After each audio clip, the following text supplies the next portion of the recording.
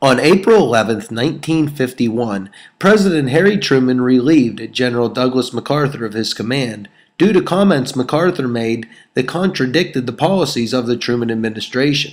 MacArthur was a World War II hero, having commanded the Pacific Theater, and was in charge of United Nations forces in the Korean War. He conducted the successful amphibious landing at Incheon, South Korea, and secured South Korea before pushing through North Korea. Communist China intervened, and United Nations forces were forced back to the 38th parallel. MacArthur wanted to go after China, but Truman did not approve of this. MacArthur criticized Truman. President Truman didn't want the Korean War to escalate out of fear that the Soviet Union would be drawn further into the conflict.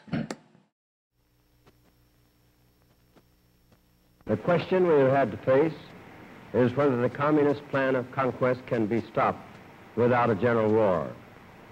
Our government and other countries associated with us in the United Nations believe that the best chance of stopping it without a general war is to meet the attack in Korea and defeat it there. I've thought long and hard about this question of extending the war in Asia.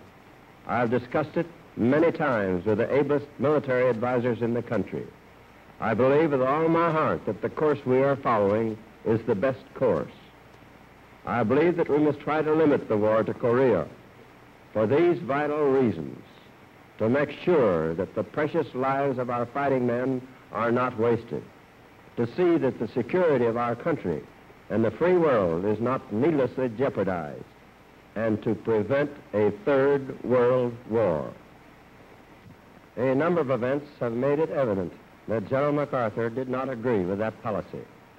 I have therefore considered it essential to relieve General MacArthur so that there would be no doubt or confusion as to the real purpose and aim of our policy.